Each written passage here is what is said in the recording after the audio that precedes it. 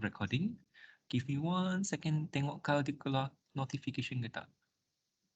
Alright, you are now recording. Okay. Yes. Okay, with that, Fawaz nampak tak PowerPoint William yang presentation file? Yang ni. Okay, sekejap ya, I stop sharing. Let me click share again ya. Let me click share again. Alright, nampak ke tak sekarang ni? Nampak. Okay, boleh. Alright, thank you. A very good morning again. My name is William. I'm from Amuro Publishing. Thank you all for joining these sessions. After this, you are mungkin nampak muka I hitam ya sebab dia cerah sangat. So just ignore my video for this moment of time. I would like to say thank you so much for your time in this morning to join these sessions, which is the Amuro Guide to Getting Published. Right, let's move on. So this session is going to be 2 hours from the 10 o'clock until 12 p.m. to a lunchtime. If you require to leave, you may do so. But before you leave, please fill in your attendance at the link provided at the chat here. So go to the chat, there is the attendance form. Click on the link that would brings you to the Google form for you to fill in your attendance. If you can help us to actually do so. Right, thank you so much. In these particular sessions, we will be having some perspective here from the publication on the publishing guide from the publisher perspective, and also some experience that I have got during the webinars, and also with other editorial teams and also other authors as well.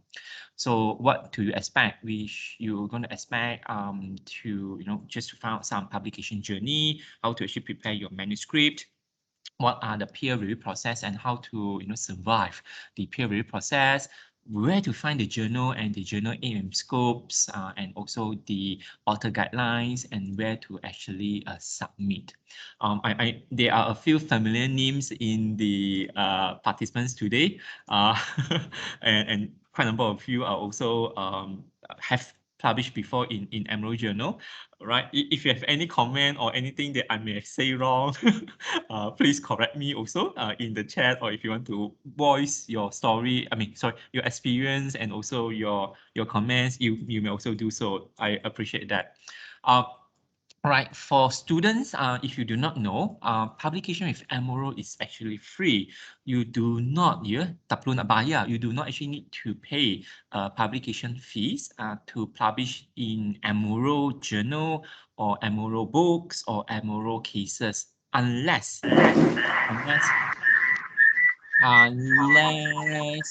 someone mic is open. Where is the mic? Okay. All right. Unless you require your article or your book in the open access format, then you may need to pay the APC. If not, it's actually free to publish with Amuro. Okay, and moving on, a big thank you. As usual, I really appreciate the help from the library here, UMP library, terutamanya Puan Afida, Puan Azura, Encik Fawaz today, Encik Asman from dan juga rakan-rakan semua ya dari UMP library. Sebelum ni I pernah beritahu, I going to say that again. I really like the slogan. I tak tahu kenapa the slogan "Power Up Your Mind" at UMP library. This is a very positive and very strong slogan here over here. So a big thank you to the library team in organizing and also in sharing and promoting to you all. Thank you for you all for this effort. Any questions, any comments, any stories to tell, please you can write into the chat, or you can also voice up here. I pun suka nak dengar kalau ada sebarang feedback ke ataupun some sharing ke to our audience today. Attendance, just a gentle reminder again, please fill in your attendance here at the link, the attendance link provided at the chat. I sendiri takut lupa, that's why I repeat myself. And without further ado, we had 2 sessions for UMP, warga UMP semua ya, on the 26th November last 2-3 weeks ago. 2-3 minggu lepas tu we had conducted a more casual and happy version of the trainings on that. Today will be more technical. You don't see me joke lah in this particular sebab macam tak sesuai je. So these two would be for UMP. If you find that there are any activities or any training required, please contact our librarians. Our librarian will be able to help on this year. Some of the resources, I'm not going to go through this. I think you have seen this in the earlier sessions. I just want to say that we had a number of webinars on the journal site, on the book site. Oh yes, we have Prof. Hudaib from UMP. Very, very happy to work with him and also to have him in the webinar as well. We also have several other conferences and webinars in supporting, example, the cases and some of the journey stories. And so I think you probably have seen this also in the last sesi, di mana I say there are upcoming webinar from Prof. Mock about the SDG and also from Sharon from our UK side. We also had a workshop and conference on case. And also I like to invite again for academics, for faculty members, please take this opportunity to consider to write about your opinion, about your blog, about your story. How have you and your faculties or your previous research bring impact, bring a meaningful story in the research to the community, to the policy, to the industry player. We wanted to hear that. So right now we have this platform. It is free. So please do consider to perhaps transform your previous article or your book here into a story format, so we can learn more from your story, from your experience, from your perspective, right? So that is the Amuro opinion and blog. A little bit promotion. we are having an upcoming webinar dari siapa ni ya? Prof. Gabriel and also Dr. Masahiro from the editor-in-chief and also associate editor dari Corporate Governance, CG. Corporate Governance, International Journal of Business in Society. I think this particular webinar will be talking specifically on this journal, Corporate Governance Journal, and also to hear from Prof. Gabriel and also Dr. Masahiro regarding about CSR, corporate governance and sustainability, and so if you have any interest on this topic, please join us.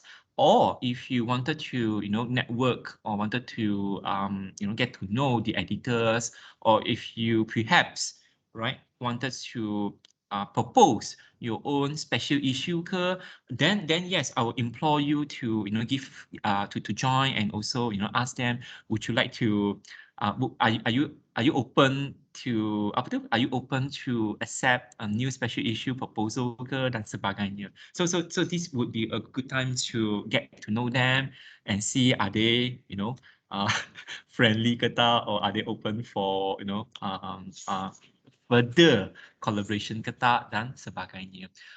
That would be bila 15 December next Wednesday. Malaysia time tu adalah 2:30 ya, 2:30 sampai 3:30. Oh, sejam je. 2:30 until 3:30 Malaysia times, right? And I did cover this in the last sesi. I was actually saying that in UMP, University Malaysia Pahang ni, based on the last 3-4 years ago, the high usage of subjects from UMPs are coming mainly on the operation, logistic, and the quality. Mainly the quality that I've seen when I search around. Quite a number of the authors are also in quality, yes. Then quality, IT, HR, and also business and management. However, if you were to see from the author perspective, we can see quite a number, a high number, in fact, authors or academics here, researchers too, dear, published in a journal, journal that actually relates on the IT side, on the management, knowledge management, journals, and also the engineering. So these are the two, which is the main one. I have some examples. Before I go into examples, I also wanted to shout out. So this is something that I wanted to do personally. Collaborations. I'm calling out for any collaborations and any partnerships. Any faculty members over here, a dean or deputy dean or head of programs, dan sebagainya, right? If you some of the examples, right? Collaborations together with the library, with the faculties, and also with publisher, example with Amuro. I did a very recent one with UKM, in the UKM for GGP, the similar sessions macam ni. Tapi I actually invited Dr. Serene from UPM to, share her perspective on publications and writing manuscript dan sebagainya. So this is some, collaborations and a partnership with faculty. So in specific, to UTM, Dr. Najib, not our ex-Prime Minister. Okay lah, lame joke. Dr. Muhammad Najib, dari Faculty of Built Environment and Surveying, di UTM Skudaya, Johor Bahru. So I'm actually quite close with him. We had a webinar before. We also have this workshop. So these particular workshops too adalah both informative and also hands-on to explore about writing a book proposal. So if the faculty members, or the authors that would like to explore, publish a book in Amuro is free. You will need to prepare the book proposal form.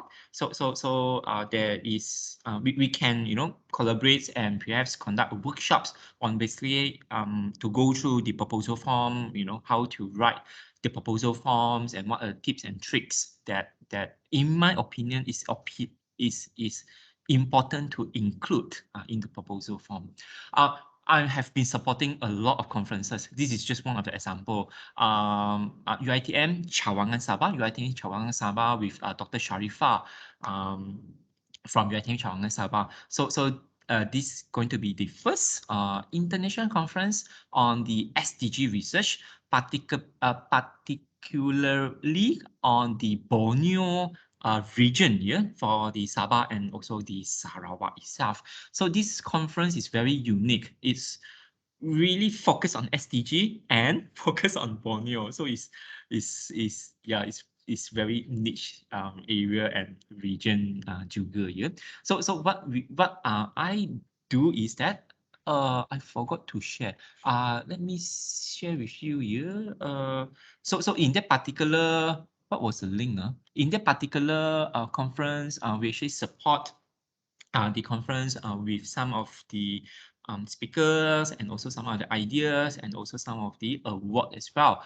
I do not remember the link, but I can show to you another conference, a very recent conference that have concluded, WCPH, which stands for the World Conference on Public Health here. William, I supported the first one and also this year, the second one. So this conference is actually run by Dr. Roy and his great team. Dr. Roy currently in MSU, Management and Science University, MSU, yes, Kak Shah alumni. Then where there are quite a number of partnership with Monash and so. So Dr. Roy and me, we believe on addressing the SDG needs and focusing on the real impact, focusing on the research impact itself. And with that, we actually come up with a very special award only from the conference, which is called the Amuro SDG Global Research Impact 2021 Award itself. So this basically award, instead of best paper award, kita tak nak buat best paper award sebab bagi William, I don't really, personally, I don't like the word best paper in conference, mainly because I think during the conference, when you actually when the participants are presenting, right, that paper is not yet published. Is it's a working abstract. It's a working manuscript itself. So that's me lah. That's personal. Yeah, that's just personal. So I told Dr. Roy, I said I prefer not to call it best paper award. So we changed that. We changed the nature of it. We changed the goal as well. It's the same thing for the UITM. So we do not call it best paper award. I think it's also about the SDG lah, Amuro SDG award, something like that. So this is just to give you an example what we are doing and what I've been doing. If there is any collaborations or partnership, please, you can email to me or you can WhatsApp me or you can even call me as well. Yeah. Moving on. Today's sessions is divided into 3 parts all together. Part number 1, as usual, the PowerPoint part. Sorry, part number 1 is still PowerPoint. But it's some introductions here. The part number 2, which is the guide to getting published. Then the part number 3, which is the demonstrations on the website. How to search for the journal, where to find, what are the links, where is the submission portal, dan sebagainya. If they have any questions, feel free to ask in the chat. If not, you can also raise your hand using the Microsoft Teams. If not, if you want to speak up, please do so as well. All in all, I think some of you, I've covered this in the previous ones.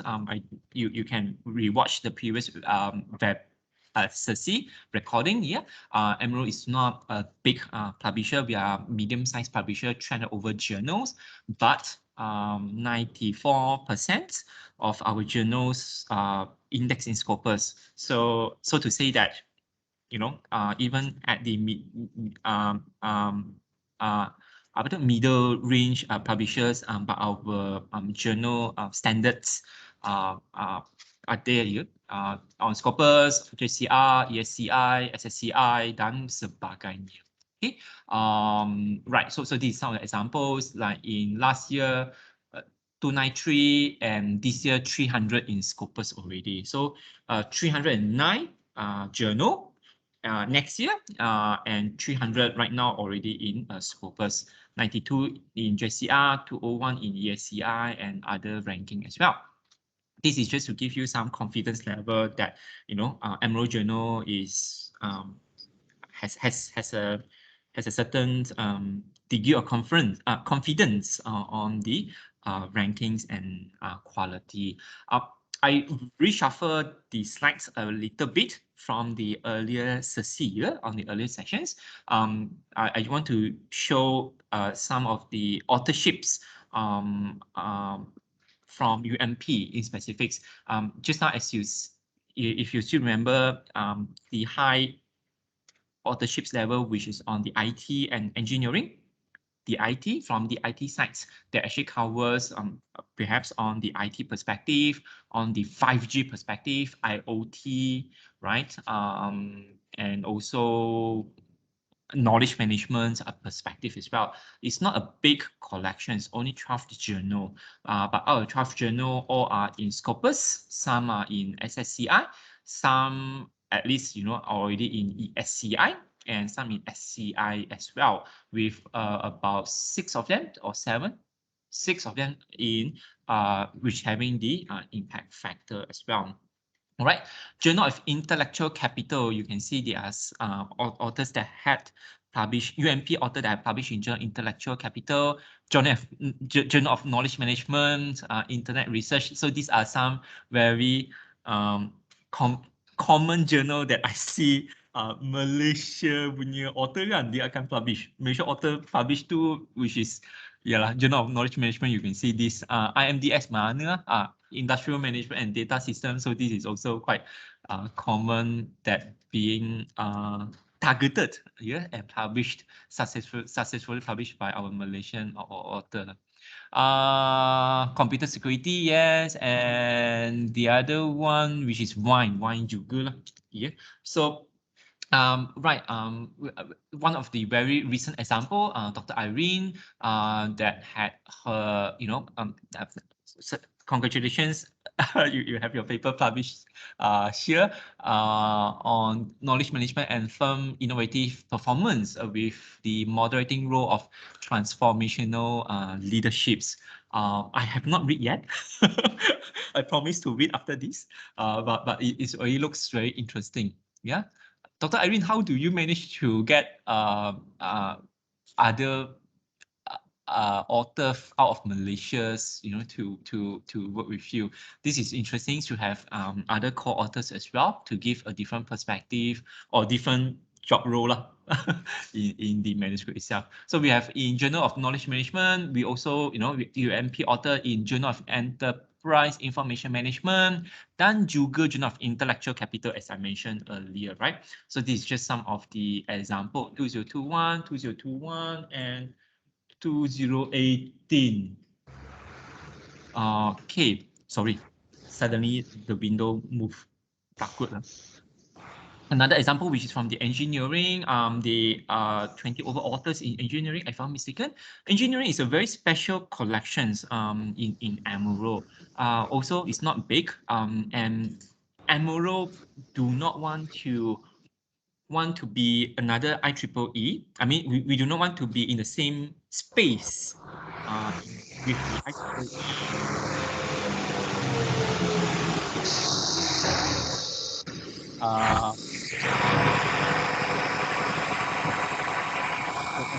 Let me quickly find this.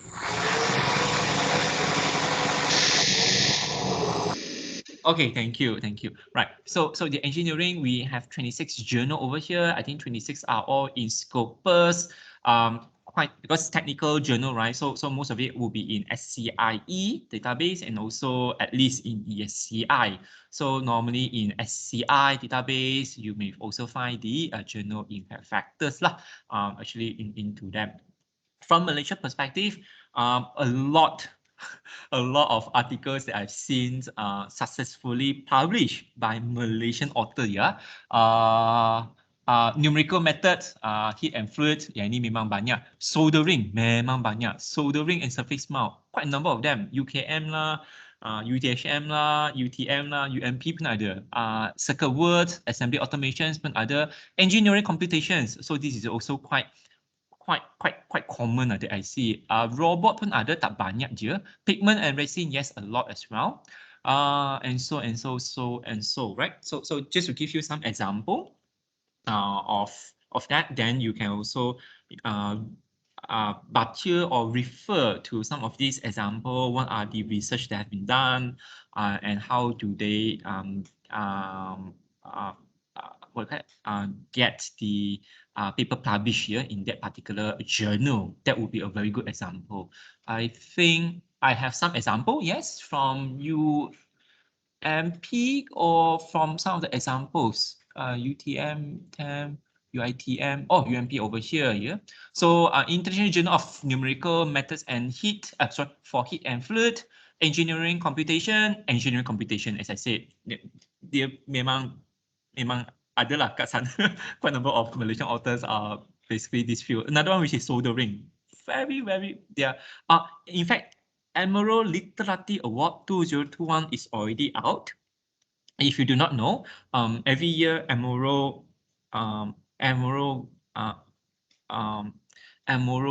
what should I say?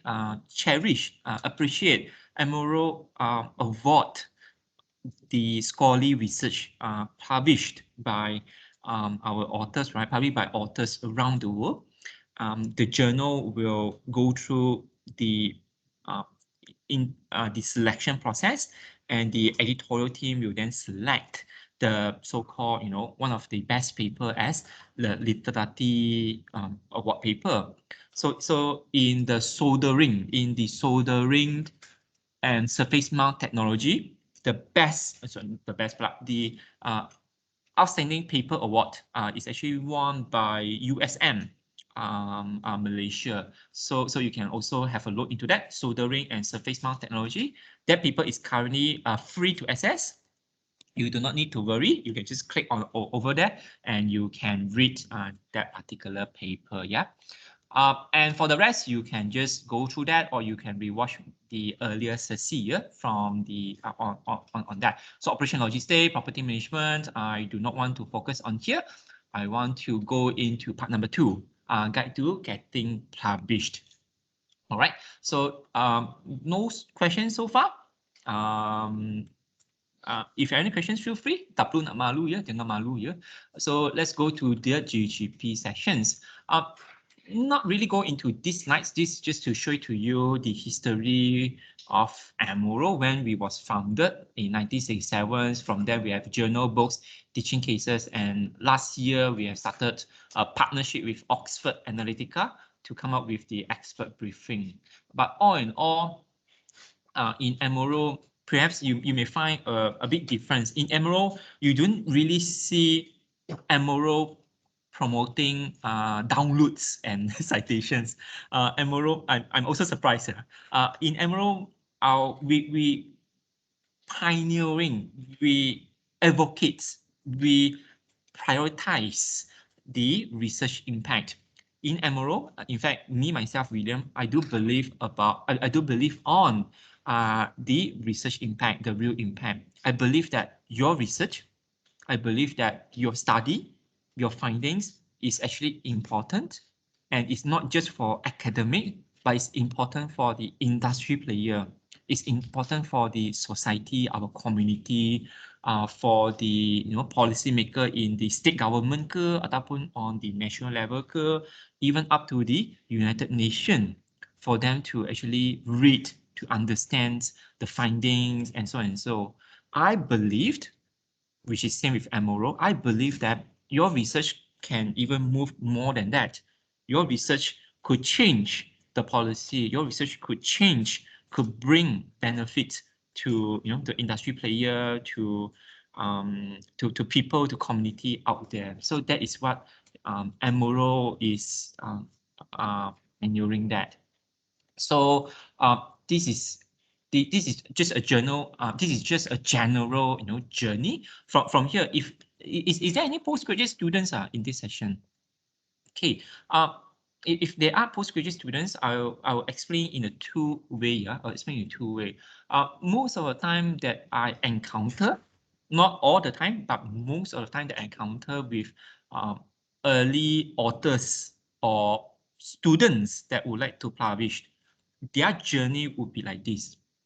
They will have their topics to research. They have given topics or title by their supervisor or by their lecturers to do the research. So once they got the title, then they will start do the data gathering, do the literature review, do more understanding about the research, and from there they may find their methodology. Then they will do the data collections. Along the way, the students or the author will start to write their manuscript. They will then begin to write something about it, to write about the methodology, to write about the perhaps literature review, the some of the discussion questions that they wanted to form, and dan sebagainya. So once they're actually almost completing their research, they will then focus on their manuscript to write their research. So once they write their research, from then they will find journal. So over here, this is my experience. I have been, approached, ditanya pula, kata, William, I have this research, I have this manuscript, which journal that I can submit? Which journal that I can target? What journal that you have in Amuro that I can target? So after they write manuscript, then they will find the journal. Then after they find the journal, then they will submit and go through the process. No wrong, no right into that, but they are a better way. They are awareness into that. A number of senior authors or experienced authors that I come across to, I ask them these particular questions. A lot of them do not really go into that steps. A lot of them, when they have research in mind, they already have journal. They already have targeted journal that they want to submit to. So when they do this research, they know that These are the 2 or 3 few journals that they are going to target. They are going to target this journal already, target that journal already in this particular scope in this particular research. Yes, they are more experienced in that way. However, this is awareness for all. Bagi student ataupun bagi young author, I rasa yang ini penting lah. This is actually important for us to take note. Now, why do we want to take note? Why William say this something to take note? The reason why is very, very simple. When you have a research, the most obvious things that you will do is to actually find more recent articles or previous published article or book. You cari. You may be reading 50 articles, you may be reading 100, 150, even 200 articles, to understand what the research that you are doing. So from here, I believe from here, once you actually do that particular readings, you should have a few journals in your mind that you want to try, that you want to, publish with. There will be a few journal already. So once you have that particular journal, let's say 5 lah, then 3 lah, then 2 lah journals, and so from there you should be able to read about the journal. Go to the journal, read the journal information, the description, the aim and scope, what are the formatting, what is the abstract format that they use, how many words are they, do they accept research article, or do they research SL, systematic literature review paper, or do they accept, conceptual paper, dan sebagainya. So by reading that journal information, you will have a better clarity to know that I can try or I cannot try. If you know that this is something the journal do not want, right, then don't try lah. Why want to try? Right? Don't try and do that. So once you doing a research, what I'm trying to say is that if you got a title already, when you are doing reading on that, please in your mind get a few journals that you wanted to target. Know your journal. Know the journal that you want. Yeah, know your journal. The formats, the requirement of the journal, the author guidelines, dan sebagainya. So from then, when you know that, perhaps you can also want to read a few of the previous article to familiarize with the flow, how to write the title, what this journal prefer the title to be. Is it a long title or in a short title? The keywords that are being used dan sebagainya. So when you read more about the article, you probably will notice there are trend. You probably will notice the similarity in terms of the flow, the way that they put in their figures, the appendixes, dan sebagainya. This will definitely help you in your writing. This will then help you in terms of your manuscript. So in writing manuscript, then you basically know, oh, so this actually accept 6,000 words sahaja, or this actually accept 8,000 words or 12,000 words. That actually makes a big difference here. 6,000 is, not too much. It's okay lah, not too much. 12,000, which is too much. You really need to write a lot for 12,000 words. So that will actually helps you to further write that. From then you can actually submit, and I sincerely hoped and wish that you will get into peer review process and also get published later. So that is basically the journey of publishing itself. And disseminations and also the impact. In Amuro, as I was actually saying earlier, we not just stop at the promotional level itself, but we do feel that your research, makes impact. If you were to ask me what is impact, impact is basically the provable change. It's actually the benefit of your research in the real world. How does the community read or understand or make use of your research? That is basically that, as simple as that. How does the medical or the hospital is using the research on COVID-19 to reduce the mortality rate, to reduce, the police, how do they use the research to reduce the crime rate? How does the business McDonald's lah. How does McDonald's improve their sales, their marketing, their profit? How does the university improve the student well-being, the staff effectiveness, the government servant effectiveness, dan sebagainya. So this is all about the impact, about the benefit of the research. Impact has always been felt in the university level. Why? Because it's always conducted here. When you conduct a research in the university and the university has published that in a journal, then the author will say, hey, please read my research. Who will read?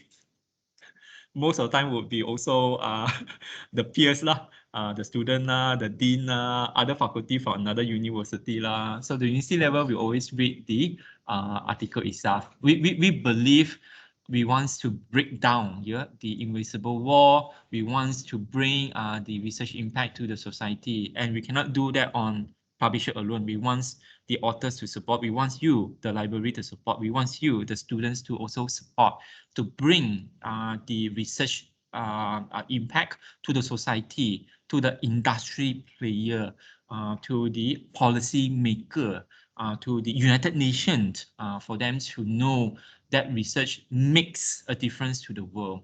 So that is basically the research.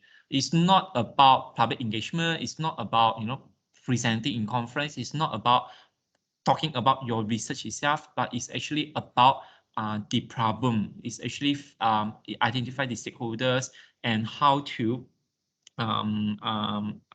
contribute to that. Example, climate change. We can do so much about climate change, right? We can reduce the plastic use, and that will actually help the climate change. In the recent few weeks, I am obsessed dengan solar, dengan solar power. so this is something that contribute that into the climate change itself, right? So that's all about that. Now about the publication, there are several revenue or platform to publish your work. It could be in an article journal format. It could be in a book format. You can be a book chapter author, or you can even edit your own book with Amuro. You can also write teaching cases and publish the teaching cases in Amuro. So most of Amuro journal is indexed in Scopus.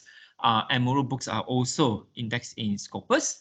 Amuro teaching cases, EMCS here, and emerging market case study is also indexed in Scopus. So if you have chance, or successfully published with Amuro journal book and teaching cases, a high chance of your work are actually indexed in Scopus. Not all, but high chance lah. What is Amuro Open Research? Amuro Open Research is basically a platform. Mainly, you probably will know this F1000 platform. F1000 platform that actually provides opens articles, open access articles, open research articles for policymakers, for the United Nations, peoples, for anybody around the world to actually read that. So it's a very different platform that specifically talks about open research here.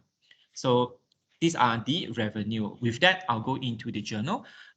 Looking at the time, I may not have time to cover the book and teaching cases. If you want to learn or to know more about the book and teaching cases, you can reach out to the library, to librarians, to say you have interest into that. We can get another time on book and teaching cases here, kalau nak ya. If not, you can also email to me. I will go into the journal. Now this is the technical part of it, yeah. How to actually select the right journal. All in all, you can read this. I will share the PowerPoint and also the recording to the librarian. The librarian will then share with you. Please remember to fill in your attendance form in the link, attendance form and the link in the chat itself, so that you will then get a copy of the recording and also the slides here. I will not really read all about it. You can read this on your own. How to select the right journal. Selecting right journal is basically a very good investment. Yeah. So some journals have very different formats. Some are actually accepting like research paper, case paper, systematic literature review, conceptual paper, dan sebagainya. So you will need to read about the journal first and see what type of paper that they are accepting. And some journal also accept article from region specific. Contohnya Asia Pacific Journal of something. So they may or may not accept only Asia Pacific. So yeah, so this is some of the example. Another one, British Food Journal. British Food Journal. British Food Journal, can you submit to British Food Journal from Malaysia? Sebab nama dia British kan, cik. So it's not called Malaysian Food Journal. British Food Journal, then that you will need to read lah about the journal. Can you actually accept and publish into that? Most of the time we will be looking at the journal quality.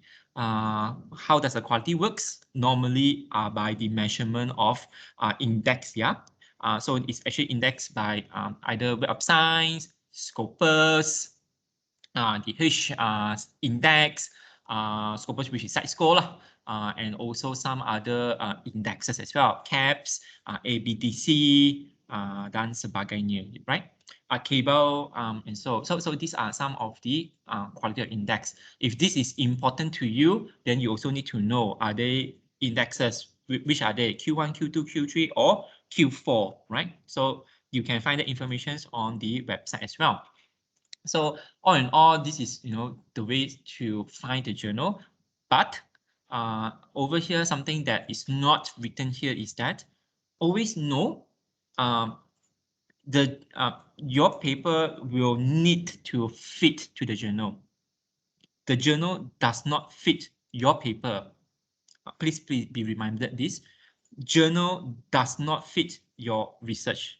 Your research must need to fit to the journal, right? So what it means? It means that if I'm doing a calculator research here, a calculator research by my daughter name, a calculator research, and I publish this at, I mean, I'm doing a calculator on battery capacity. How long does this actually last?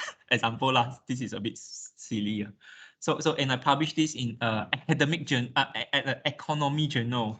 So it may not make sense because it's a technical paper about battery, even though it's calculator. So does an economy, or economic journal able to accept that? So you will need to find out that more. So always remember that your paper, no matter how good is it, does not, must find the right fit with the journal. The journal does not fit you, right? Or another example that I used yesterday. If you go to McDonald's, can you order, KFC burger? Cannot, right?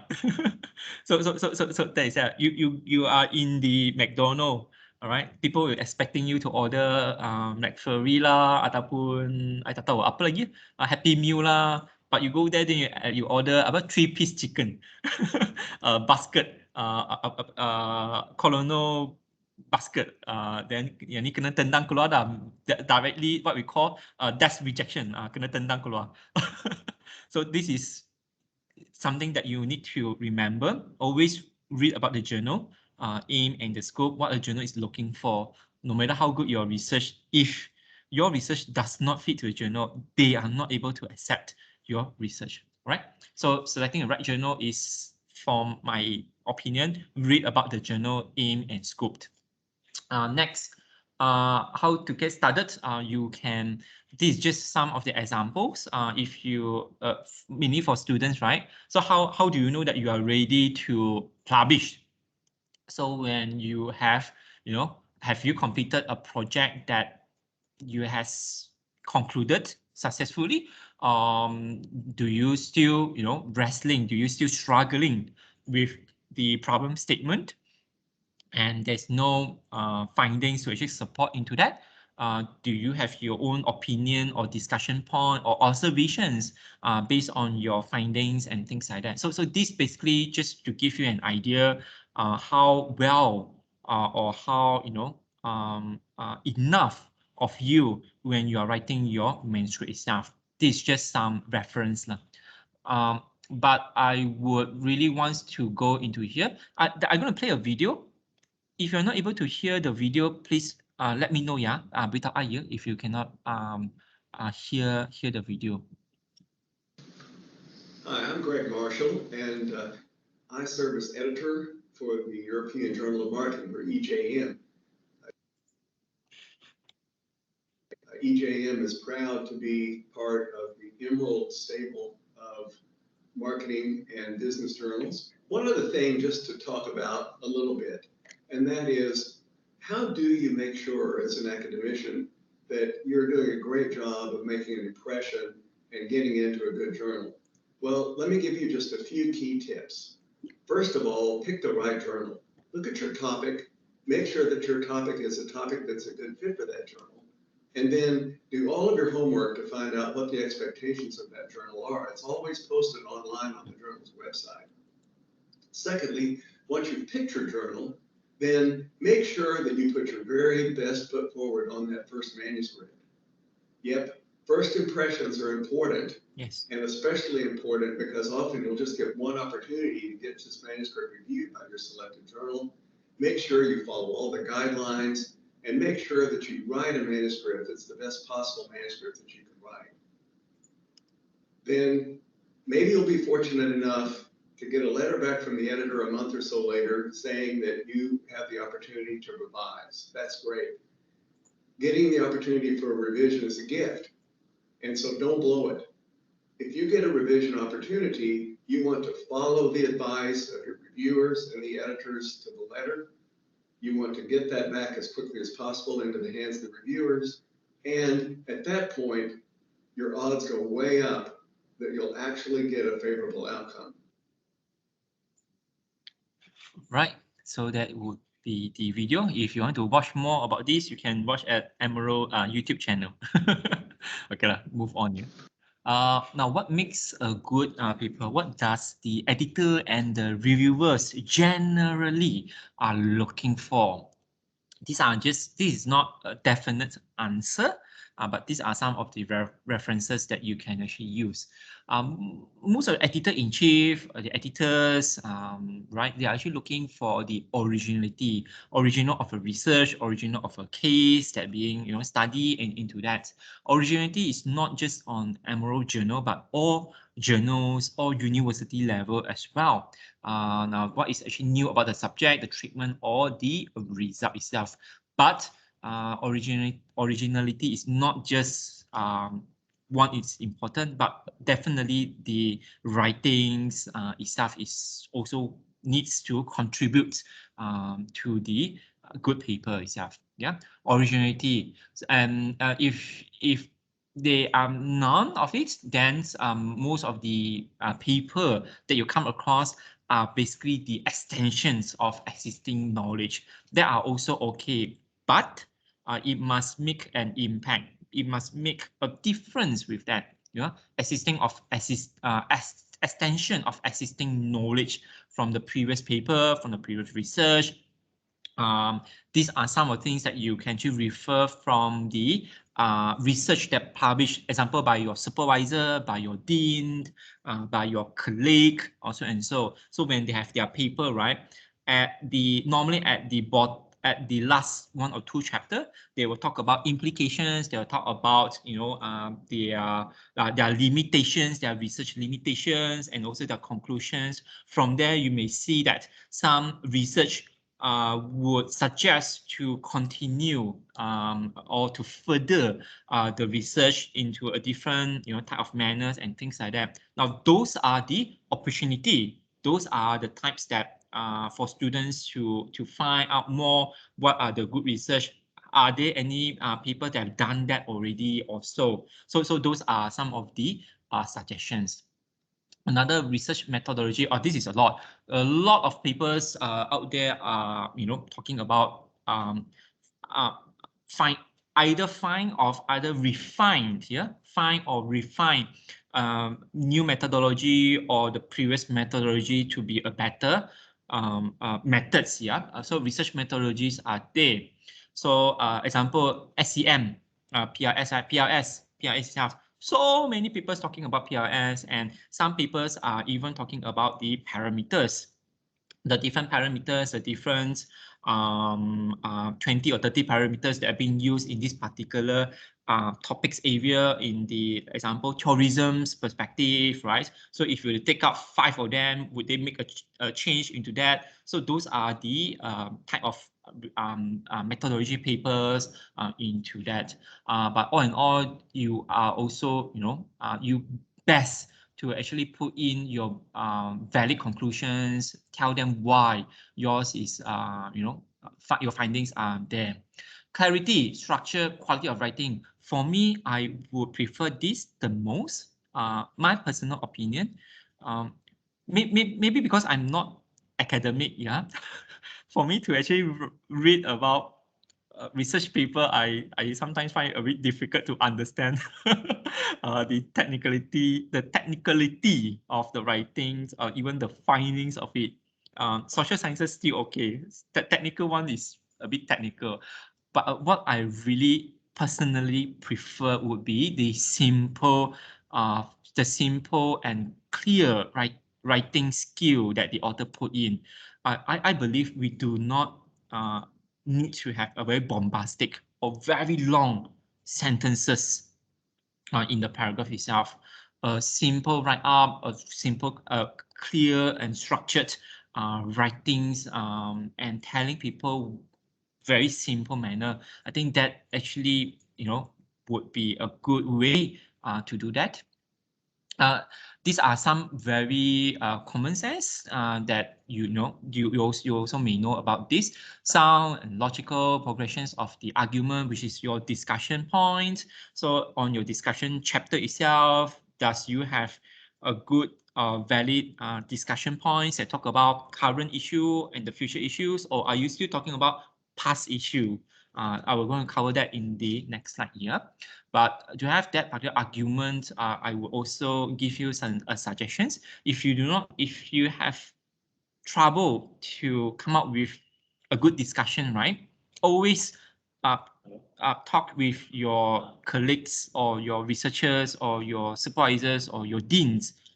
During the conversations, perhaps some ideas may come in, and these are the discussion points that you may also include. One mind can only think so much when we have other co-authors, co-researchers, your friends coming into the pictures. That will actually give you more ideas on how to write a better discussions point.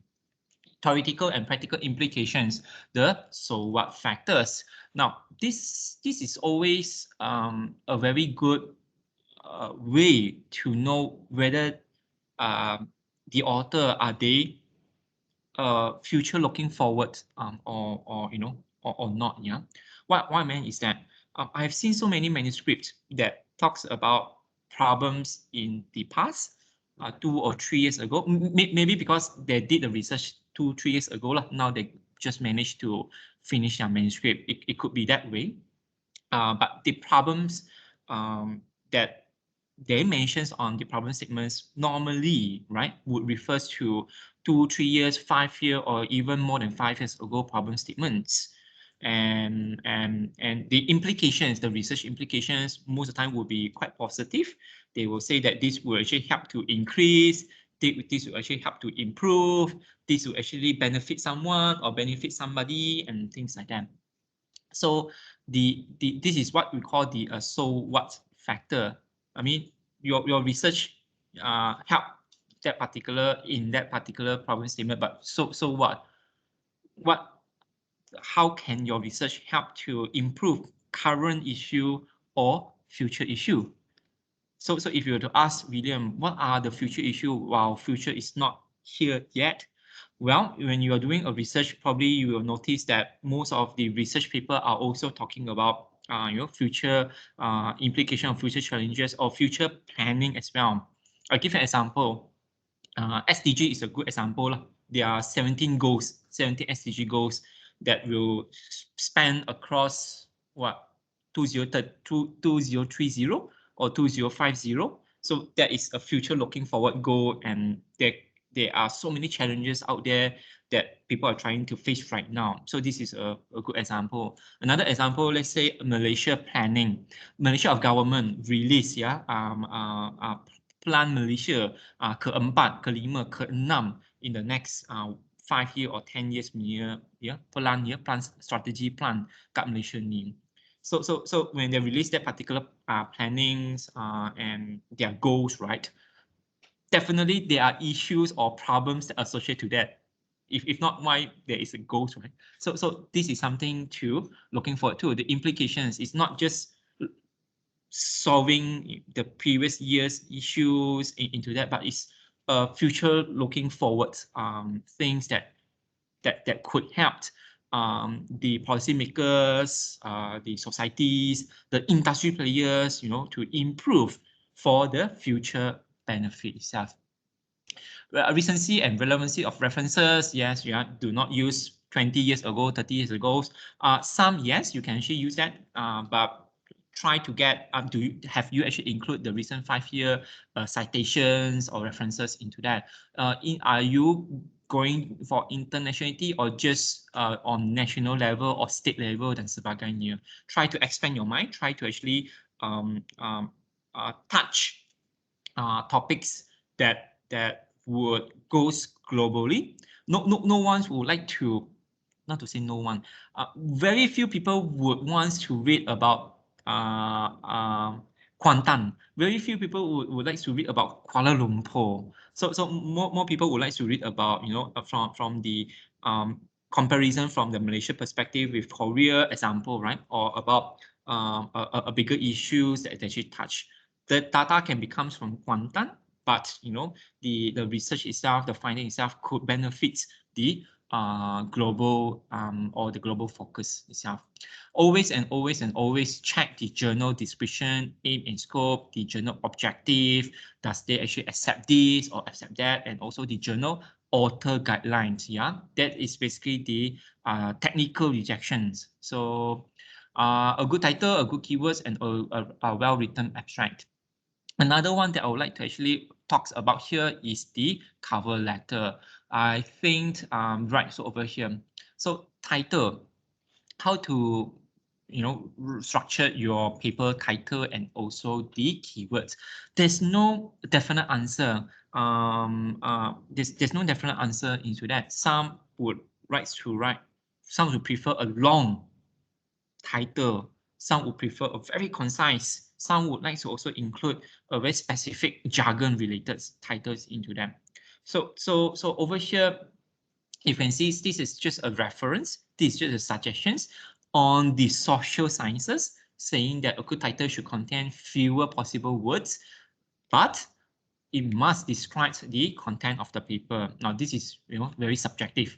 How can a few possible words can describe that particular paper? So it's really up to the creativity of yours itself. For me, my tips would be, once you have targeted the journal, once you have targeted a journal, you go through a few issues. Go to the issue number 1, then you can see some of the papers, right? You may not want to read all, but you can see a trend, the title. So what are the title, looks like in this particular issue, in the previous issue, and the previous issue. So in this particular journal itself, you can also spot the title up to trend or the the title punya rupa bentuk and also even the keywords as well. So keywords, well, we always say that do not include a very general or generic keyword. Yes, you can.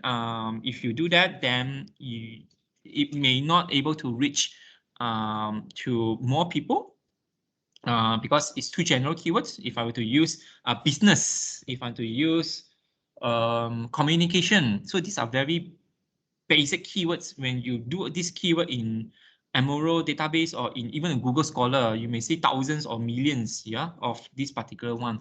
You may want to include some very specific keywords into that.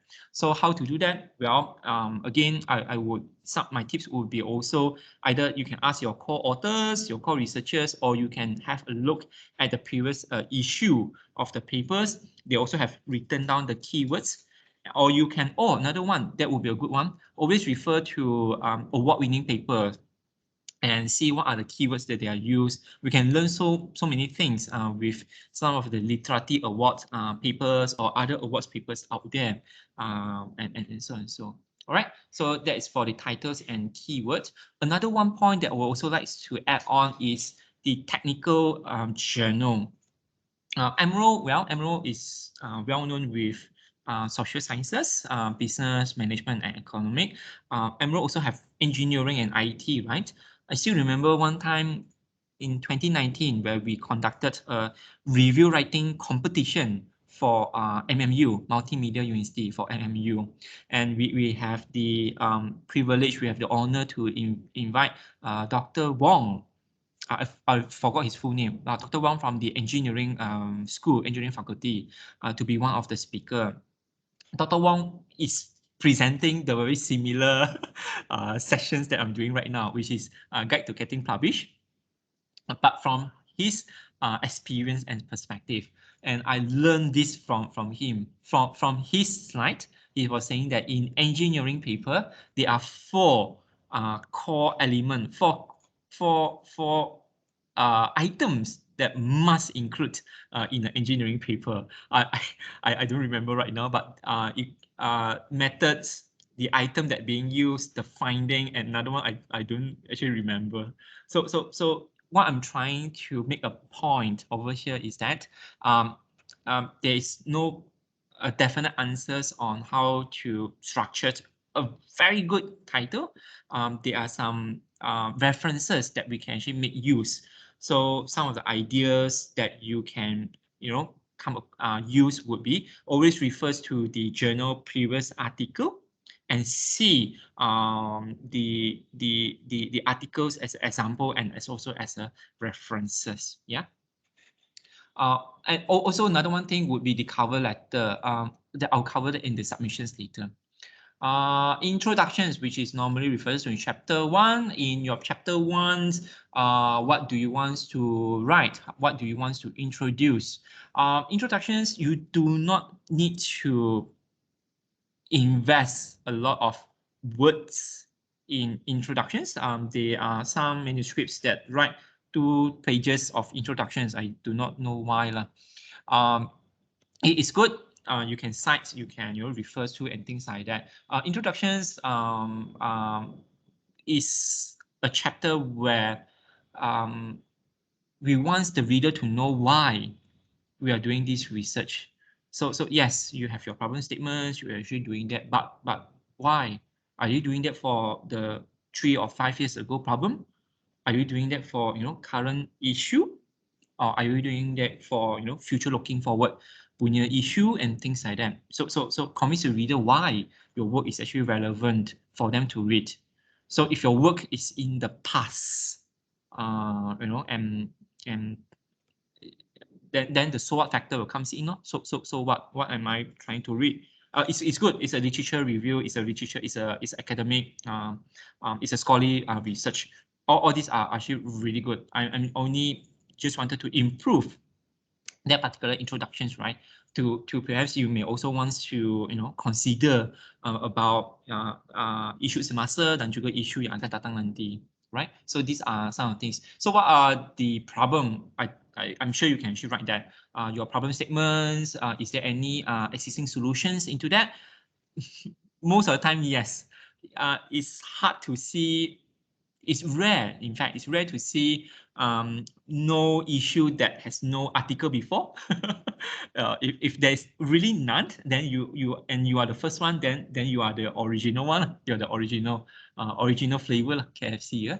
But most of the times the issues out there that already have either article or book or any blog or opinions that talks about it already.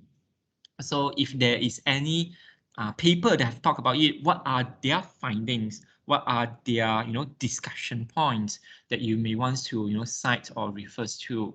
Which one is the best that you can find? Is there any main limitations from the previous one, or the limitations for your current issue or the future issues? And what do you hope to actually achieve? Again, you can, if you see hope to achieve, right, it's not on the past, it's actually on the future, right now or the future itself. So convince your reader why your work is actually relevant. My work is relevant so that Canon from the calculator, right? Canon can improve a futuristic calculator guna tangan. Tekan pun boleh. Example lah. It's a stupid, it's a silly citations. But just want to let you know to have more, looking forward thing. Introductions. Then after that, chapter 1 and chapter 2, literature review, I do not know, have much into that, but you can go into chapter 3, normally refers to the methodology. Over here, always indicate the main methods that being used, yeah. You can spend some words on the methodology to explain why you're using this method, and not normally why I refer normally why it's actually referring to the relevancy of the methods, the robustness of the methods, and also aligning with your problem statements. You can also you do not need to tell. You do not need to write in your paper all the methods that you can find. Example, I have SPSS, PIS, CB or PIS, SEM that I can actually use. And finally, I choose SPSS. So you don't actually need to inform. You don't actually need to explain. There are so many methods out there. Probably one sentence that is good enough, but to actually explain why you're using that method, that is the most important. The interviewer, I mean, if you are students, right, you want to have a viva or interviewer, the interviewer or the reviewer wants to know why you choose this method and why you choose these particular parameters, so and so. How do you frame that? How do you form that, right? Always focus on the main story itself. Do not go out of your story and choose to determine your approach and also your particular samples as well, right? If you have any other examples, or you wanted to include any tables, figures, pictures, you can also do so under the appendixes. You can refer to author guideline. If I'm mistaken, the table will accept 25 words or something like that. 20 or 25 words for a table also. So you can always check back on the author guidelines to see how many words you can use over there, right? So details can be put into the appendixes if you have written too long of a methodology. Again, I think methodology is okay, but not too long. Probably you want to spend more times on the results. So this is actually why you are doing this research, the results, the findings, and also the discussions. So that is something that you like to spend more times to think about and to improve your writing flow, your writings, structure dan sebagainya, right? So the results as the methodology, to really focus about the essentials. Do not talk about out of the scope. Do not talk about other things that not under your problem statements, right? So just talk about your results and so. And is there any significant facts or findings that you find? It's always a yes and no. So we hope to see a yes when we do a research. We wanted to hypothesize it's a yes or it's a no, is into that. But in our heart, probably we will also look at, we hope to see a significant results into that. But sometimes some results may not have a significant result. So what do you do? you may go back to methodology and change your parameter. That would not be a good idea. Always ask your supervisors on how to actually improve that. If really, even after the methodologies and you found that there's not much of significance, you can still submit. You can then actually explain why the findings are telling us that it's actually not significant. One of a very good video that I can recommend you, right, by Dr. Said Pahlavan from Taylor University. You can go to YouTube, you can look for him. Recently, he had published a video, talks about quality and quantity of an author during a recruitment. So he's actually doing a research. He's actually doing a research thing. so he and Dr. Nawaz actually created a dummy people. These dummy people would like to apply for a job in university, and this dummy people is academic lah. And these dummy people are two types. One which is a quality one. So this quality dummy academic has 2 publications in high-ranking journal. Another dummy people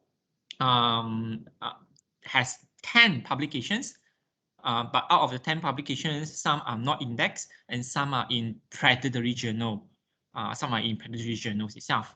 So with that particular CV, they actually send it to the recruitment agency, to the university, to deans, to faculties, and see what are their response. Do they, what are they looking for? Will they hire?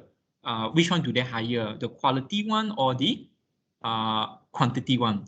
So does the dean looks for people that publish in quality journal, or they look for a person that published many journal? so that was a finding.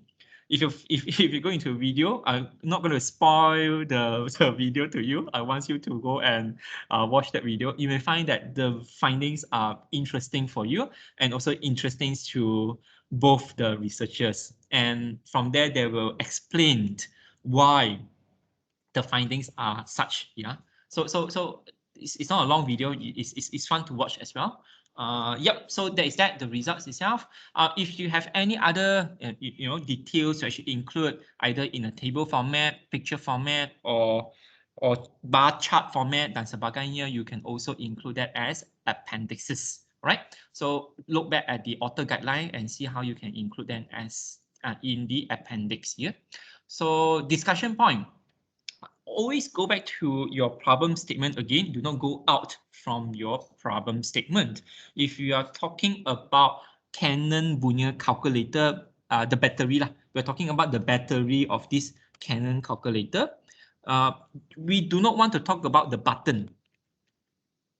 The finding says in your discussion, you will say that, oh, because of the button is too big, so the battery used too much battery. I mean, could be that, but you don't really talk about a button or something like that. It's out of the particular scope itself. So the discussions over here, you will see that always lead back to your conclusion and also why you are doing this particular research, not out of the scope, not other projects or other problem itself.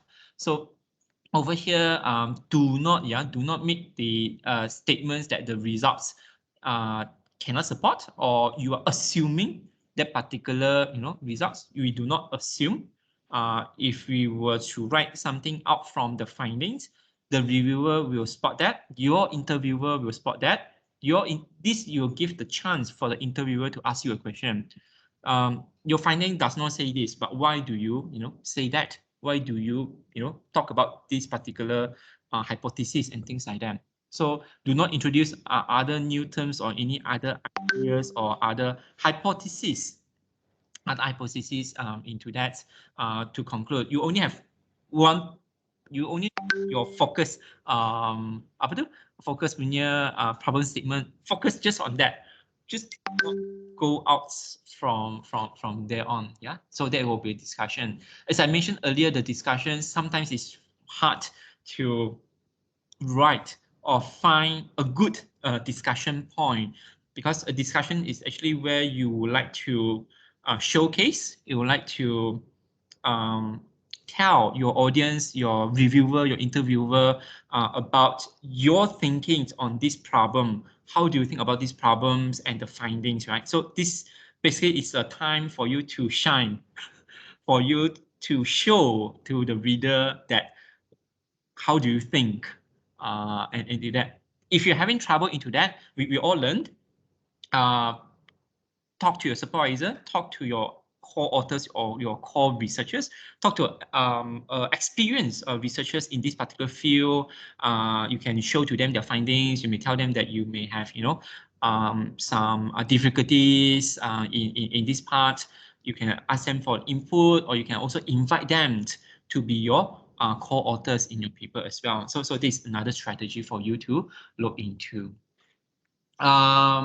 Conclusion. Well, conclusions, you can actually write quite a number of things in conclusions. Anyhow, conclusion is very short. Normally, conclusion is about a size of an abstract or even smaller than an abstract writings itself. All in all, conclusion is all about presenting your findings and your specific conclusions, your specific conclusions to them, and which is to answer your problem statements. So basically, that's the things that you need to write on conclusion. As simple as that. Do not copy the abstract and paste into conclusion. That is very, very bad. And also do not make an other idea or other statements in the conclusions. We do not want to hear about other things. We just want to conclude about this research and this particular topic and what we have done and the finding itself. Yeah, because if you want to do that, that will then contradict yourself. Some of the conclusions, or another one which is called the limitations. For students, just to be careful, do not write limitations such as one of the common examples, which is people write limitations, right? We'll be talking about the time issue. They will actually write this. My research survey on Canon calculator. This survey has reached to 150% in the Klang Valley. Out of 150, only 85 responded. So the limitation of my research is not enough data ataupun not enough respondents to basically support the findings ataupun dan sebagainya. So what do you think about this? My thoughts is that you are saying that you have challenge. I have challenge in getting more people answer my survey. Very little data that I get, so that my finding is not substantial or not strong enough. But ask yourself these questions: how do you conduct the survey? What are the methods that you have been using to conduct the survey? 150 in Klang Valley is very, very little into that. It's not a niche populations or target group that I need to target. What I'm trying to say is that this is know the limitations, know which limitations to write. Do not write, do not contradict yourself, do not write the limitations that will slap yourself. Jangan tampar sendiri lah, put into that. I do not have times to, because of time issues, the surveys have to close in 2 weeks times. That is not a research problem. That is that is the researcher problem. That is a user problem, right? So that is something for you to think about. My point is for you to think when you write the limitations or the challenge, right? Do not slap yourself. Jangan tampar sendiri, or do not give opportunity for reviewer to question you onto that. There are some limitations is obviously memang orang punya issue lah. It's an issue by the people. You could do better. You can pre-plan your survey, you can get more help for people to, reach out for your survey dan sebagainya. So be thankful about how to write yourself. Try your best not to contradict yourself and slap yourself now. All in all, I think that's a conclusion. These are some of the polishing work. You can read this on your own, but all in all, it's all about the mistakes. Grammar mistake lah, spelling mistakes lah, the flow, the formattings, and into that. All in all, this is something that you can check it on your own. But my advice is that always, if it's better, right, always get a fresh pair of eyes to read your manuscript. Read yourself. You can, after you do this, you can close this, you can read next week. You can read the following week. Tutup lah, nanti tak mau tengok, then to have a fresh mind. If not, you can get your peers, your supervisor, your other faculty members, people from other universities to actually read, and they may spot something different for you. They may feel that a good title, even a better title or a better a formula mistake ke, statistical table mistake ke, typo error ke dan sebagainya. Yeah. And here Amuro just recently launched a new service which is for the editing. It is a paid service, unfortunately, but for authors, they may have trouble with your writing skills. You may consider that. Do not ask me how much. I pun tak tahu berapa. I honestly tak tahu. We will go through this after this year. I pun tak tahu berapa harga dia, but it's a new service to offer to the manuscript, right? Submit time. So once you know you are ready to submit, I think from there you are basically ready to submit. The only thing for you to actually check over here are the aim and scope and also the author guideline. So this is important, and also to have the cover letter. Most of the time during the submissions, you may come across to desk rejection. Desk rejection simply means that the editor only read about the abstract and desk reject. Most of the rejections are due to the aim and scope and also the formatting issue. A good example, what is the format of Amuro abstract? Most of the article out there, most of the journal or publisher out there, the abstract are actually a paragraph, maybe a 400-word paragraph or maybe up to 500-word paragraph. Tetapi di Amuro ni kan, Amuro journal actually abstract is a structured abstract. Structured abstract. The first one you will find is purpose, then after methodology, implications, findings, originality, or value dan sebagainya, right? So that is a structured abstract.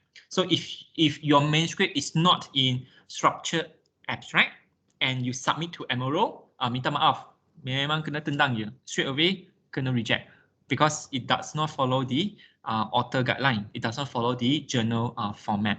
Just as simple as that. So this is the last check before, just to check that the formattings are all correct. The author, you're actually following the author guidelines, formats, and also the referencing. Another example, apa tu?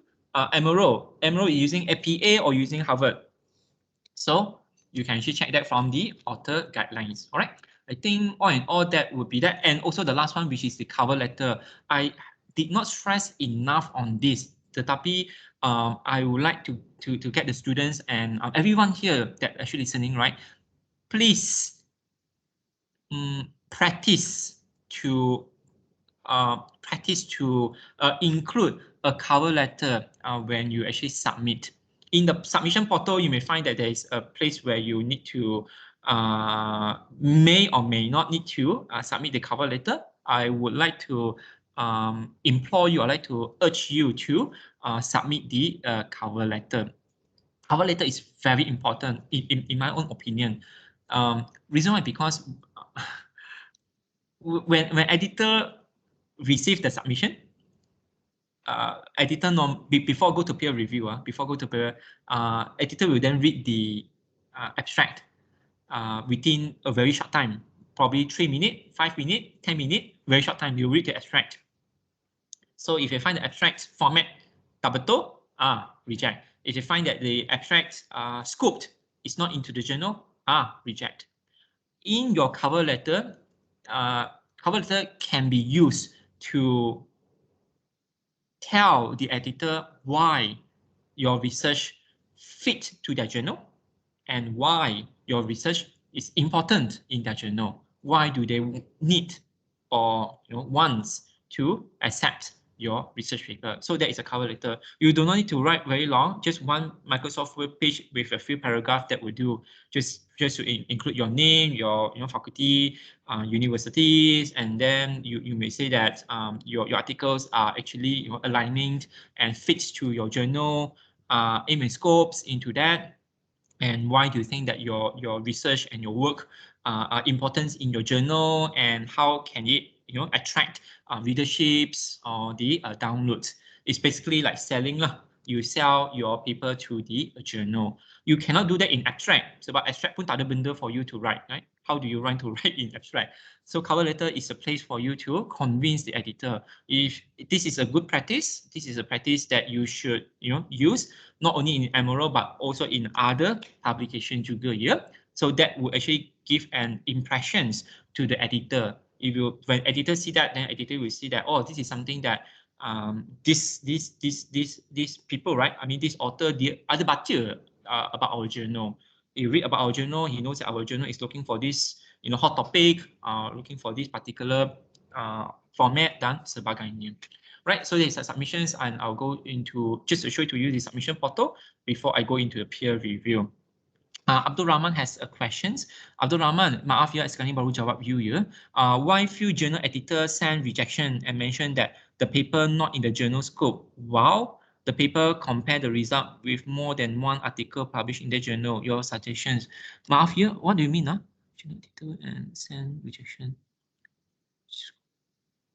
While the paper compare the result with more than one article, compare the result with one article published in that journal. Oh, okay. Kalau I faham ya, if I understand your questions, you are saying that the inconsistence of acceptance ke? So maybe this paper accepted, which is also not in scope, and this paper not in scope is rejected. Is that what you mean? Cuba nak faham je. So, right.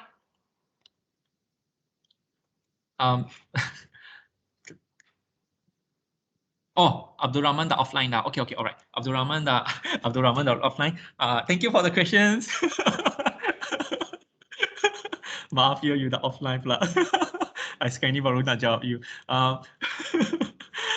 Well, I do not know about the comparativeness to answer that, but I just want to repeat what I actually mentioned earlier. Make sure that your manuscript fits to the journal aim and scope. Let's not compare with the other paper that have been published before. It could be based on certain considerations that they should accept the paper. Let's do our best in our own paper. Just make sure that our paper are in fits to the journal aim and scope. I think that would be a good one. Right. So I just want to show you some of the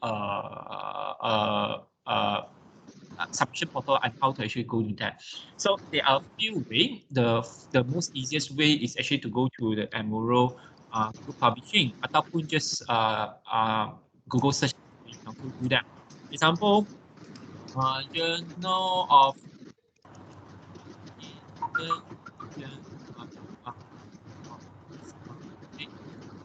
Business Research. Example, this journal right here. You can also search this journal in the Amuro database. So this under the investigation Pahang. I congrats to the authors that have participation published here, Dr. Irene and the team, yeah. Some participants, all right. So yeah, congratulations to you. And I also want to invite you for the next sessions if you willing to be a co-speaker dengan William. So yeah, these are some of them. Then you can also click example on this article, right? If you want to know more about this article and which journal that Dr. Irene have what you call that have published before. So this is one, Journal of Knowledge Management. Just click on the journal itself, the link, Journal of Knowledge Management, that will give you to the journal content page. Under this, you will see these are the issues of this particular journal. Wow, there are 10 issues last year and 11 issues this year. Wow, very a lot. So, and over here, you can click on here about the journal. If you click this, then you will be brought to the journal homepage. You'll be brought to the journal homepage. So this is the journal homepage for Journal of Knowledge Management. Let me zoom in, you can have a better view. And you can see this is a description of the journal.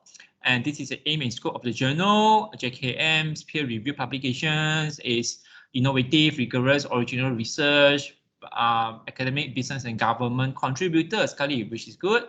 So it covers the field, including so and so, and so and so. So you can read into that. If you want to know more who are the editorial team, you can also click on here to see who are they from the editorial board member.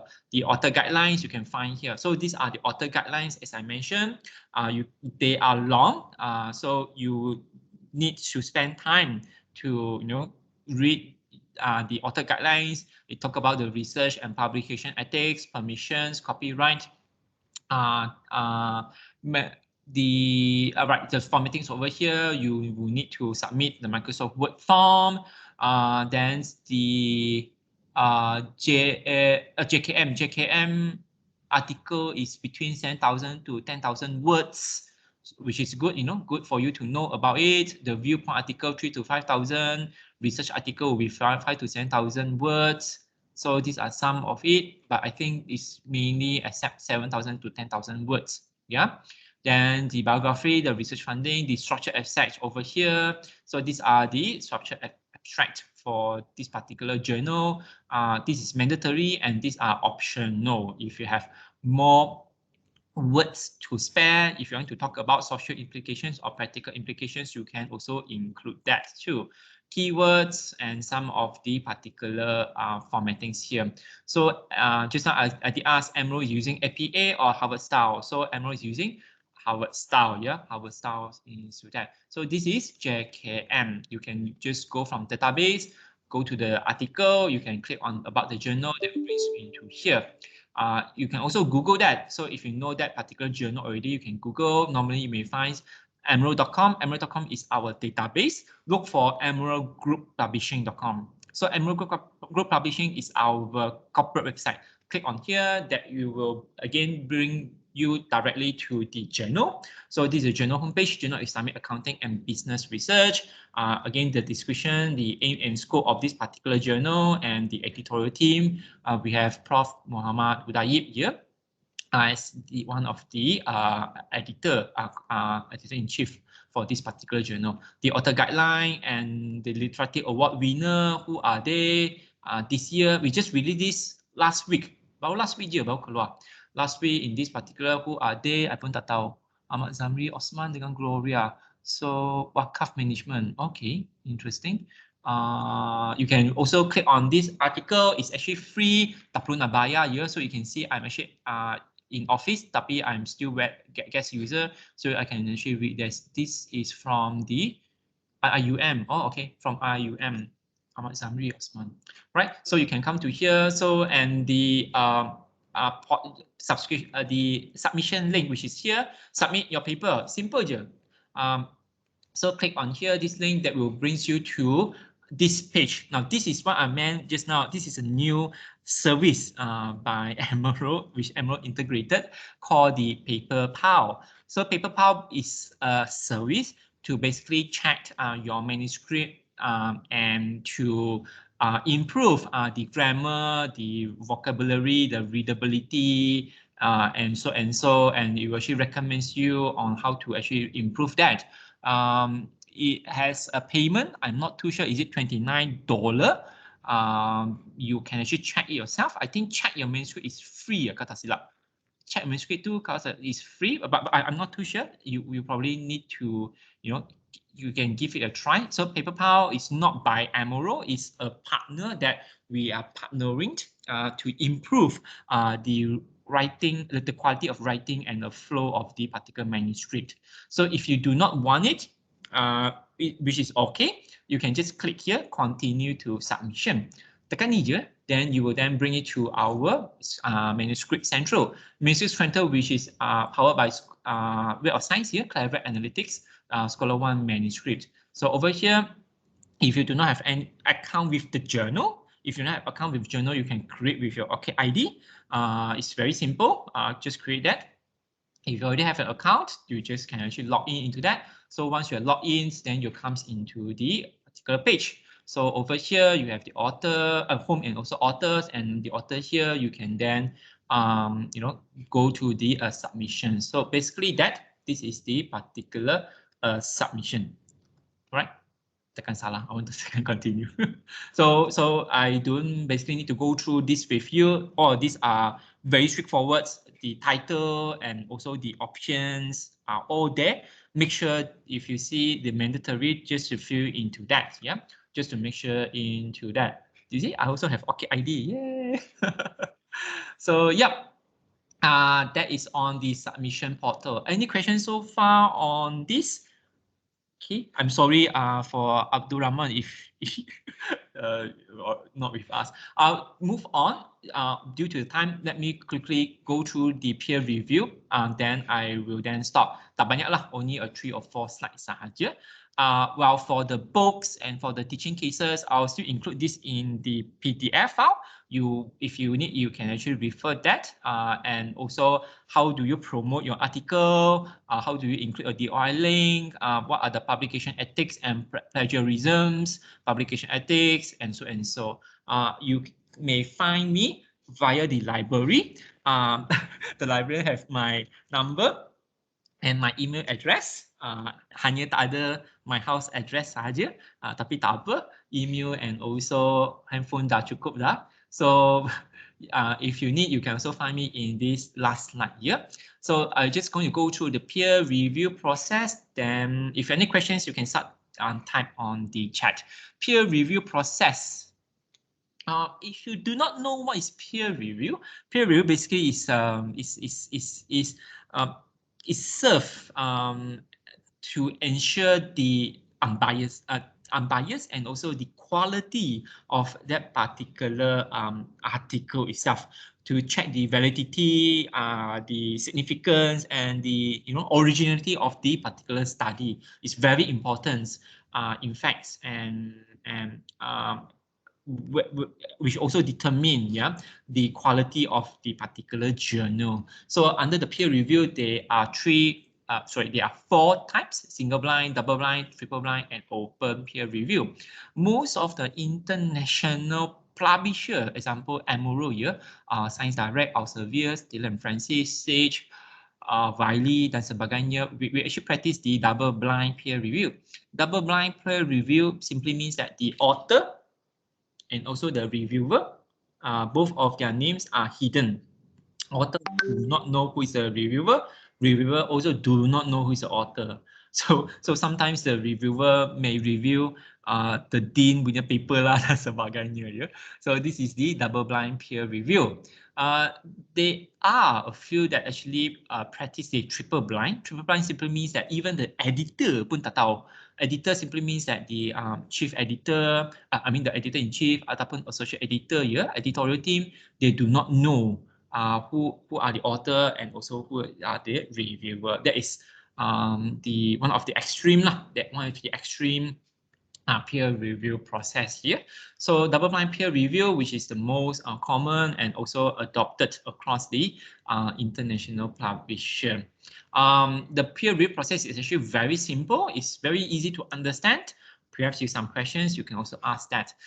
In the submissions, by now you should know where is the submission portal. Always check. Amuro is using Scholar One Manuscript.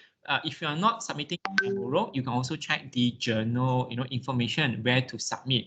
Most of the international publishers are using system-based submission, either either Scopus punya or Clever Analytics punya lah. These are the main two one. Some journals, example, institutional journal or some local journal, they may not have portal. Hence, they will going to submit via the email. So kalau email tu, then you email lah. So there will be that. Why I want to say that is because I also receive email to say that they want to submit and they send the manuscript to me. It doesn't work. I'm not the system and I cannot submit for you. So please do not email me your manuscript. I cannot tolong you on that. I also need tolong. So submit to the portal. Do not in Amuro, right? Submit to the portal. Do not email to the do not email to the publisher or email to the editor. Yeah, they cannot help you with that. So once you submit into that, you can see this right here. So this is basically what we call the first revision, the first review, or normally for me I will call it the desk review or the desk review. Yes, this is actually where the desk rejection, or somehow some people may call it technical rejection, happens. So the editor, either editor-in-chief or the executive editor, will then read the abstract. So from there, the abstract and also the cover letter. So this is why the cover letter is important. So the editor will read the abstract. Normally, they do not read the full text. They will go through the abstract first. In the abstract, they will find whether the aim and scopes, the research, is it fit to the journal. If it's fit, then it's a positive thing. If the abstract content, the research content, does not align with the journal, then sorry, kena tendang. If the abstract is one big paragraph, not structured abstract, or maaf, also kena reject. So even though it's aligned with the journal aim and scope, but if one big paragraph, then sorry, it does not follow the format, kena reject. So the rejection here is very high. Some could be at 70%, or only for desk review. I'm not talking about the whole peer review. So this is actually why it's important when you start a research. It's good for you to identify the journal already. Once you know the journal, then understand the journal formattings, aim and scope. From there, that will actually helps you. Hopefully, it helps you to pass this desk review into the review process. Okay, so and as I said, the cover letter is important because this is actually where you will need to convince the editor why your research is fit to the journal and why your research is important for the journal to pick up, for the journal to publish. So cover letter is important. So this is actually where the cover letter will help you over here. Okay, so make sure it follows the aim and scopes and also the formatting. If everything goes well into here, then the editor will assign normally 2 reviewers, sometimes 3, 2 or 3 reviewers to review your paper. Editor will also give them a set of time itself, either from 1 week up to 2 months times, depends on journal, to review the manuscript. Once the reviewer has reviewed the manuscript, the reviewer will send it back to the editor. The editor will receive their recommendations and editor will read, either accept, reject, or revise. Right? So the editor will have the final say. The editor will take the reviewer recommendations and to see whether to accept, to revise, or to reject. It's very rare. Bukannya tak ada, tapi it's very rare to have first manuscript to be accepted. It happened. It's just that it's actually rare, right? So if that happens, congratulations to you. You skip all the process. I'm very happy for you. So if accepted, then you go to publish. Most of the process that you may come across to will go into revisions. Either it's a minor revisions or it's a major revisions over here. So you get the revision copy, you get the comment from the reviewer. Then from there you will need to go through that revision. From here, I would strongly suggest you not to withdraw. There are some authors that, due to some reasons, they may have withdrawn. They do not want to revise. Some maybe find that it takes too much effort or too much time.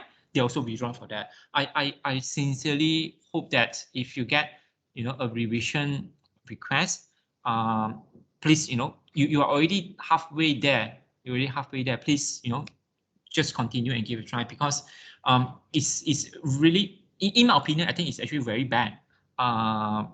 Because the editor, the reviewer spend time to go through your manuscripts and give their recommendations to improve your paper, and when you get the revisions, you withdrawn for these submissions itself. You may have a good valid reasons, which is good for you, but try not to withdraw from there. Yeah. So once you got the revisions, please take up the revisions, set the time frame, do the point by point forms, and resubmit again. We hope that you do not have the second revisions, and you hope you get accepted. But there are times where after revisions it will get rejected.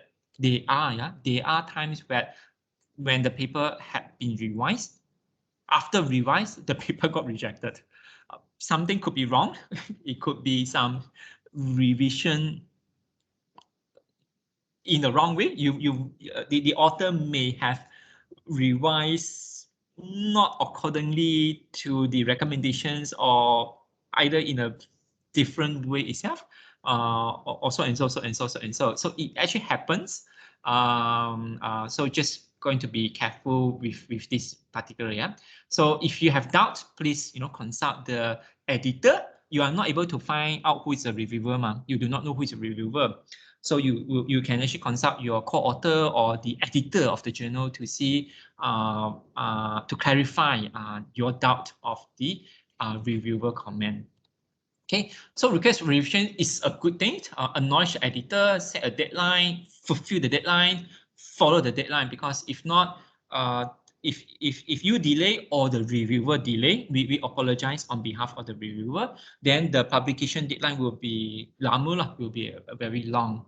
You can disagree. You can disagree with the reviewer, because the reviewer, most of the reviewer are the subject expert matter people, but some reviewer may not be. Some invited, reviewer may not be subject matter expert.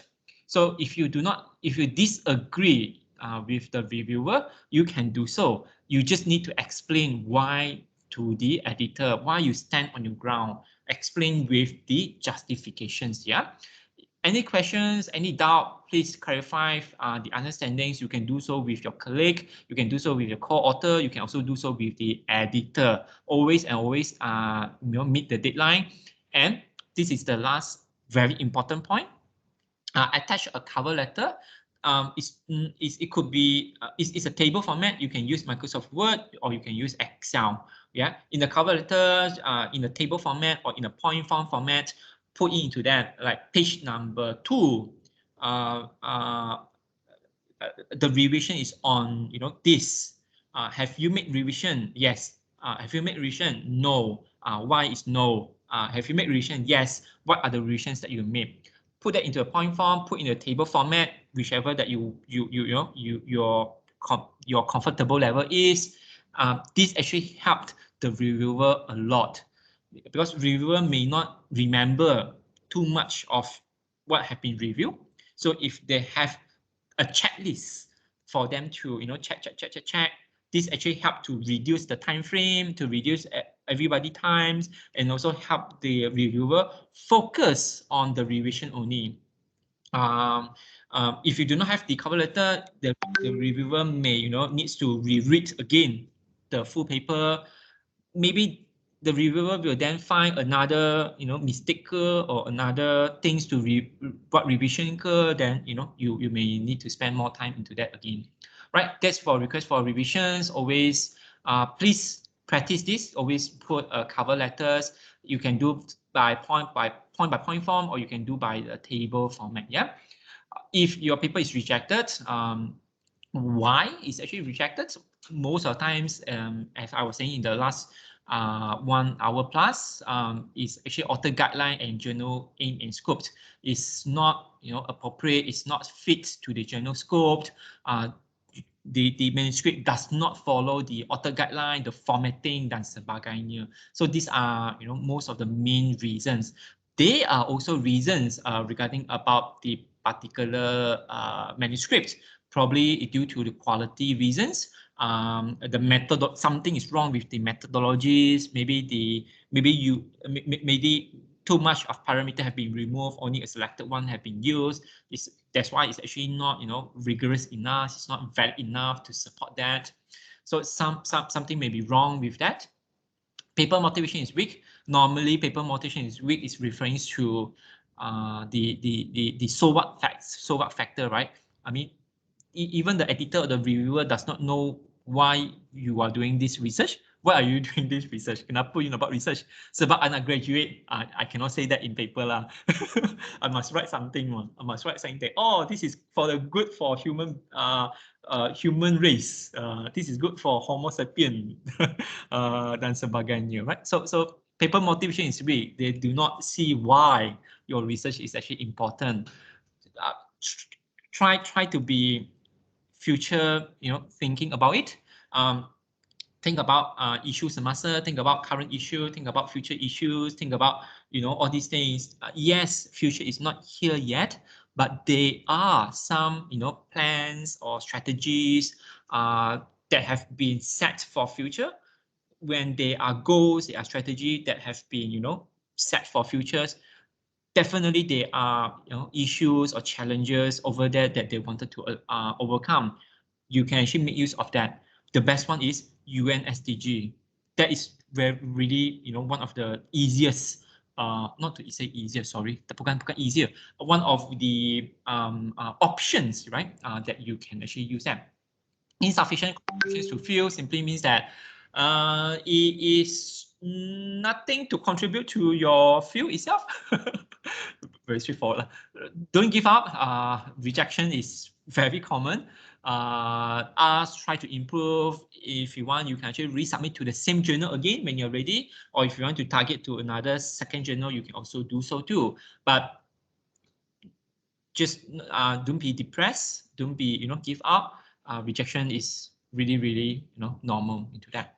When it's accepted, it's over to us, which is the publisher, our UK team, and also our production teams. We will then do all these things. It will assign the DOR. It will then publish in our database. Yeah.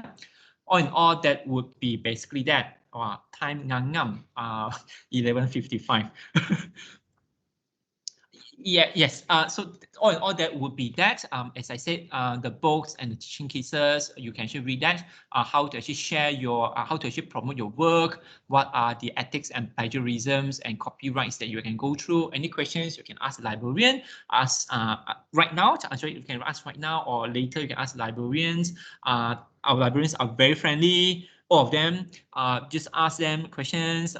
They are resourceful to also, get the answers from publisher like Amuro and also from other people. If you want to connect with me, with Amuro, with me, or any collaborations and things like that, you can find me with my email and phone number over there. So some of the collaborations, we will. I will definitely get the librarian in to also support in terms of promotions and all the supports. Yeah. Then workshops ataupun conference ke dan sebagainya. So all in all, that would be that. I think Dr. Irene, you have one question. The questions, the author may also need to cite the targeted journal paper. Yes. Yes. Correct. sometimes I may not want to may not want to I may not want to say that because how should I say? Okay, Dr. Irene actually made a very Dr. Irene left already. No, I'm still here. It's, yes. Okay. It's still recording, right? Okay, this one we can edit later, lah. But we have been told in our UK, right? Saying that we do not want to influence the citations and things like that. But this is a good strategy.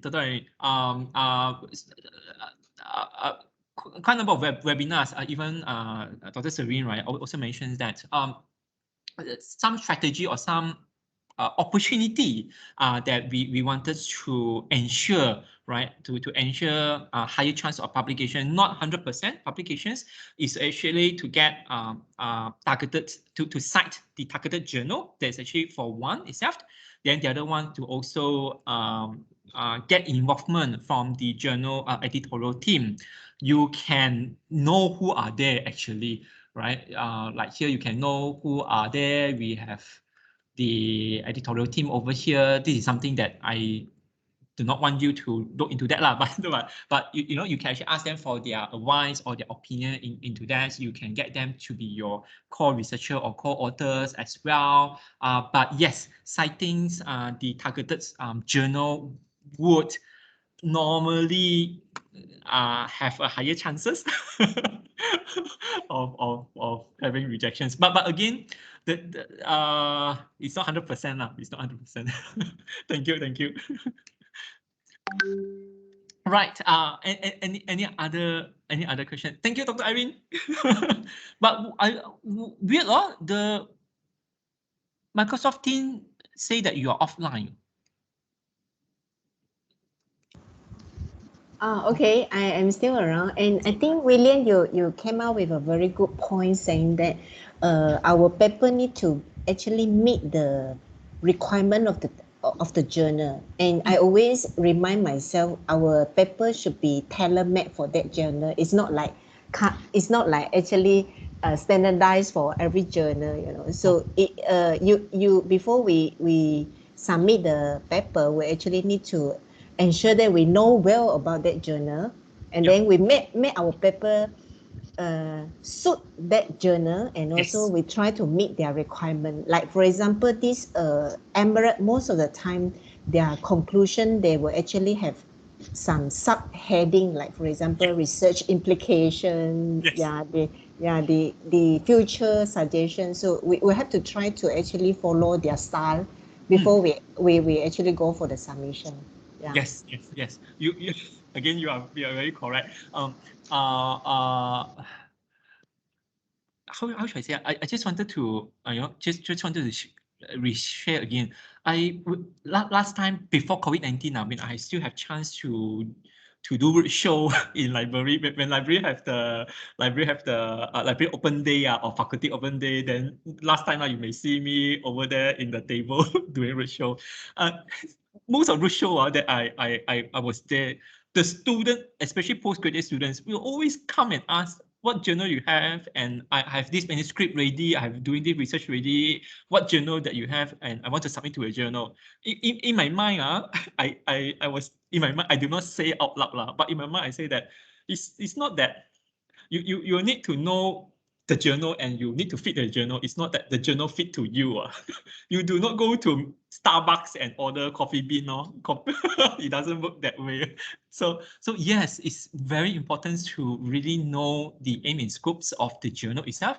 By actually knowing the aim and scopes, you can also include some of these keywords into your introductions and also some of the cover letter as well, because these are some of the keywords that would remind the editor and the reviewer, right, saying that your paper, fits to the journal. So how do they know? By actually knowing these particular keywords, basically just adapt.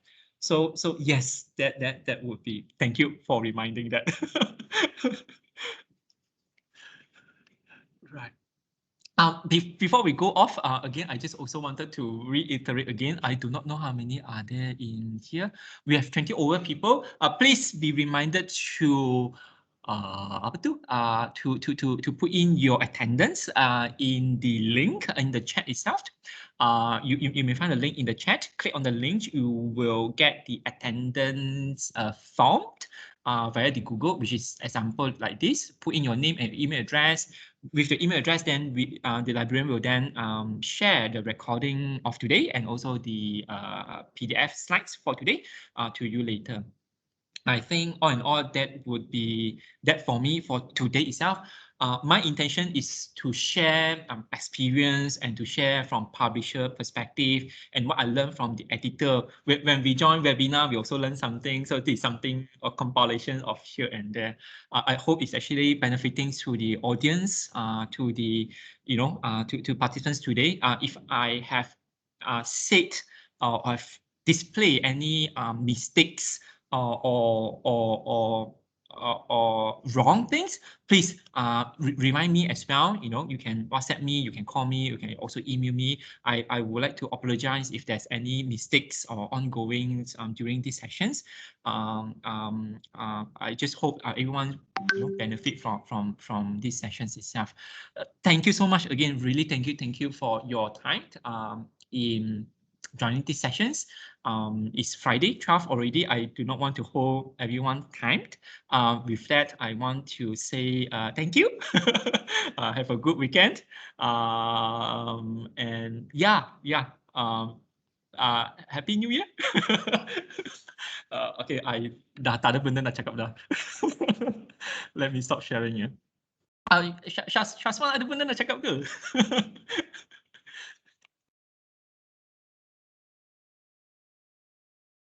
Okay. All right. Okay, thank you.